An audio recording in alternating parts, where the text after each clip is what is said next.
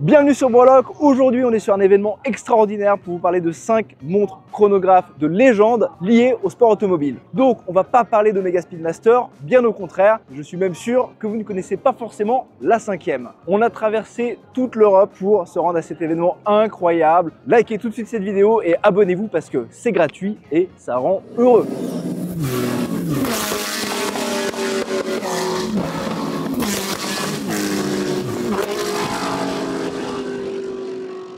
On va tout de suite commencer avec un modèle particulièrement mythique, mais qui ne va pas forcément parler au grand public. Ça tombe bien, vous êtes là pour apprendre des choses, donc c'est parti. Faut le reconnaître, c'est pas les tournages les plus faciles, hein. Mais c'est peut-être les meilleurs. Petite précision et pas des moindres, puisqu'on se trouve au circuit de Spa-Francorchamps pour vous parler de montres légendaires. Et ça tombe bien, on est également dans un lieu légendaire pour assister à Spa Classic.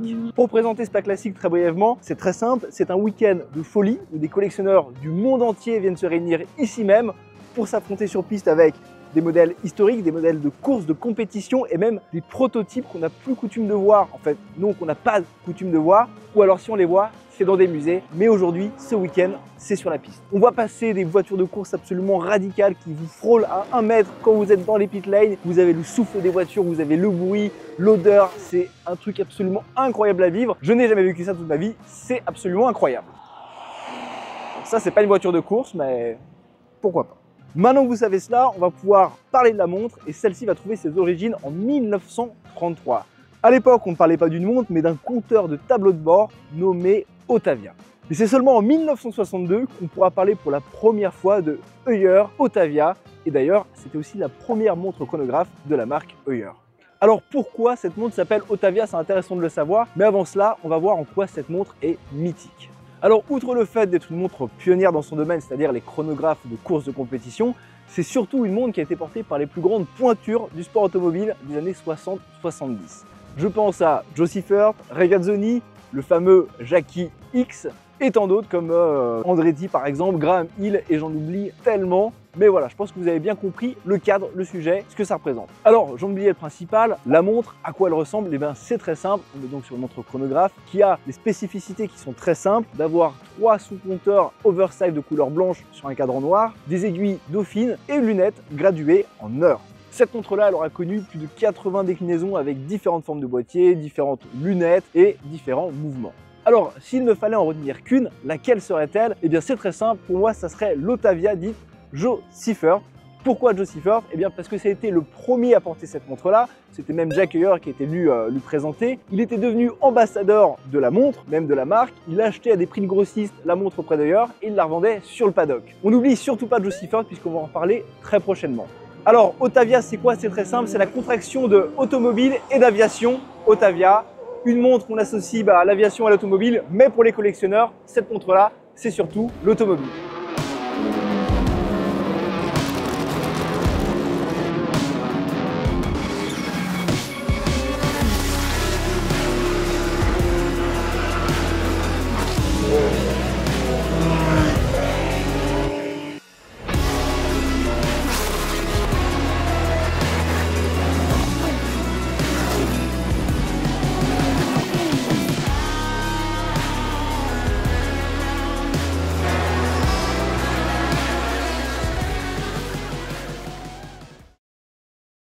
Ça y est, on trouve un peu de calme autour de la piste. Ça va être l'occasion pour nous de vous parler de la deuxième montre. Mais avant ça, on va quand même faire un petit mot parce qu'on est à Spa. Et Spa, c'est quand même un circuit qui est légendaire. Il faut en parler. C'est l'un des plus anciens en activité puisque ça a commencé en 1922 et aujourd'hui on est en 2024. C'est pas rien. C'est également un circuit exceptionnel de par sa géographie puisqu'on est en plein milieu des Ardennes belges. Et on a énormément de relief. C'est un des circuits avec le plus de dénivelé. Et c'est pour bon nombre de pilotes le plus beau circuit du monde.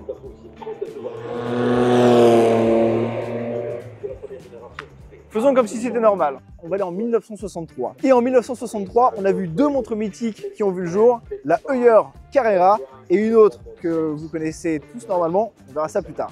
Ça tombe bien. Ouais, oui, on parle de Carrera et on voit la 2 Litre Cup.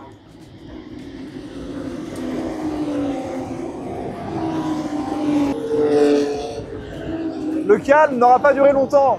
La Heuer Carrera, c'est une montre qui est sortie avec une volonté très simple, c'est de faire un chronographe qui soit beaucoup plus simple, beaucoup plus épuré que les chronographes qu'on connaît des années 30 et 40 qui étaient extrêmement surchargés. On la reconnaît avec un boîtier qui est extrêmement anguleux, un diamètre assez fin de 36 mm, et on la croise souvent dans une déclinaison avec 2 sous-compteurs ou 3 sous-compteurs, généralement avec un cadran noir, un cadran gris, mais d'autres déclinaisons. On va pas en parler maintenant, ce n'est pas le propos. C'est une montre qu'à titre personnel j'aime excessivement puisque je possède, alors j'ai une réédition de 1997, la référence CS3110, que vous verrez peut-être un jour en vente sur notre site internet Brolock Watches où vous trouvez toutes les montres de seconde main qu'on propose à la vente et puis on fait aussi de l'achat. Bref, vous pouvez aller y faire un petit tour si vous cherchez votre future montre de collection. Petit instant pub terminé, maintenant pourquoi Carrera? Et oui j'ai mis pourquoi ce nom-là? Eh bien c'est extrêmement simple. Jack Heuer a découvert une course qui est appelée la Carrera Panamericana, qui est une course qui s'est déroulée entre 1950 et 1954. Elle n'a pas duré longtemps parce que c'était une course qui était assez meurtrière. Par conséquent, elle s'est vite arrêtée. Mais ce nom-là, Carrera, a inspiré notre cher Jack Heuer,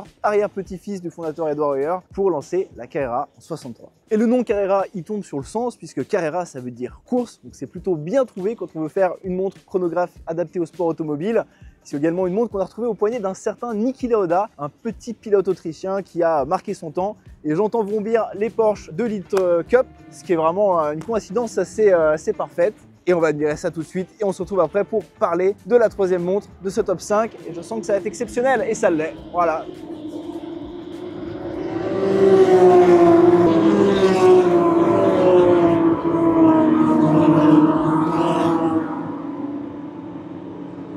Un exemplaire à retenir, je dirais que c'est la référence 2447, la déclinaison la plus classique en 3 sous-compteurs, je trouve que c'est la plus intéressante. Et puis bien sûr, dans quelque chose d'un peu plus néo-vintage, la CS3110 dont j'ai parlé plus récemment, qui est une réédition parfaitement exécutée, diamètre de 36 mm, c'est beau, c'est abordable, que demande le peuple? Moi je trouve que c'est une montre exceptionnelle. Alors, on parle de Carrera, ça peut nous faire penser à la Porsche Carrera. Je vous arrête tout de suite, ça n'a rien à voir. Et en parlant de Porsche, ça tombe bien puisque ce week-end, on a 6-7 exemplaires, c'est assez compliqué de savoir, d'une Porsche plus que mythique, plus que légendaire. J'en ai vu une seule fois, une au musée Porsche, j'ai fait une descente d'organes. Là, il y en aura 6 ou 7 et normalement, on devrait les voir rouler. On en parle plus tard parce que c'est très important pour parler de montre. Il y a un lien une connexion qui est évidente. À présent, on va pouvoir parler de la troisième montre et c'est, si vous la connaissez, puisqu'on en parle souvent sur Brolock, c'est la montre la plus célèbre de ces 5 montres-là, c'est la Rolex Daytona. Cette montre-là, si elle est autant célèbre, si elle est autant connue, autant mythique, c'est bien simple. C'est que depuis les années 60, sa ligne, elle a évolué au gré des évolutions, c'est normal, elle a vu son petit lifting, mais elle a gardé son design d'époque. Et ça, c'est assez intéressant. C'est un peu comme ces Porsche qui défilent derrière nous. On est sur des 911 2 litres, donc l'une des premières 911. Et bien aujourd'hui, vous prenez une 911 992, les dernières, et bien on va voir qu'il y a un respect de la ligne, un respect du design. On retrouve exactement la même chose chez Rolex avec la Daytona, le même design, mais revu au goût du jour. Évidemment, notre cher ami Paul Newman n'y est pas pour rien, puisqu'en portant cette montre-là, il l'a propulsée au rang de montre légendaire, de montre mythique. Ça, c'est pas rien. Et on le rappelle, cette montre-là, à l'époque, personne n'en voulait, si bien que c'est la seule montre de l'histoire que Rolex a laissé porter à ses employés en boutique. C'est la seule. A priori, il n'y en aura pas eu d'autres. Après, dans les années 60, j'étais pas là pour vérifier, malheureusement. S'il y avait un seul exemplaire à retenir de la Daytona, je pense que ça serait la 6239 dit Paul Newman, avec ce cadran dit exotique, c'est-à-dire qu'on a un contraste, un cadran blanc sur des sous-compteurs noirs. Ça serait sans doute la plus mythique, mais je mentionnerai quand même la 6263 avec un beau big red. Ça aussi, c'est une montre qui me plaît particulièrement. Et si jamais vous n'aimez pas les montres vintage, je dirais que la plus intéressante moderne serait la Daytona dit Le Mans, sortie l'année passée en or blanc. Montre extrêmement exclusive, ça j'aime beaucoup. Place à la quatrième montre, mais avant cela, une petite pensée à notre cher ami Hugo qui d'habitude est derrière la caméra. Malheureusement, il a dû rester à Annecy. Hugo, on te fait des gros bisous et on t'embrasse. Cette montre-là, c'est la Heuer Monaco. Et j'ai bien dit Heuer et non pas Tag Heuer depuis le début de la vidéo d'ailleurs. Et ce n'est pas un hasard, c'est parce que Tag, technique d'avant-garde, a racheté Heuer en 1985. Donc avant 1985, c'était Heuer. La Heuer Monaco est sortie en 1969 comme la prochaine montre dont on va parler. Et elle a cette spécificité d'avoir une boîte carrée, ce qui est assez rare, il faut le dire. Et d'ailleurs, ça me fait penser que cet épisode, en plus d'être passionnant, est parfaitement chronologique. Ce n'est pas forcément fait exprès, mais les choses font que c'est plutôt bien fait. Raison de plus pour s'abonner. Et cette montre-là, elle est mythique car on l'a retrouvée au poignet de Steve McQueen dans le film Le Mans en 1971. Et c'est pas un hasard puisque Joe Seifert, on s'en rappelle, on en a parlé au début, il était là pour coacher Steve McQueen pour piloter cette fameuse Porsche 917 qui est une véritable légende. Et d'ailleurs, je crois que je les entends sur le circuit bientôt, donc on va pouvoir les regarder.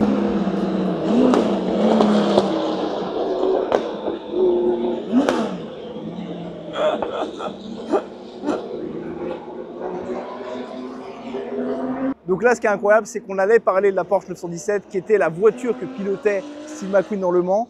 Donc c'est des voitures qui sont assez rares, on les voit que dans les musées. Et là, il y en a juste 4 qui viennent de passer.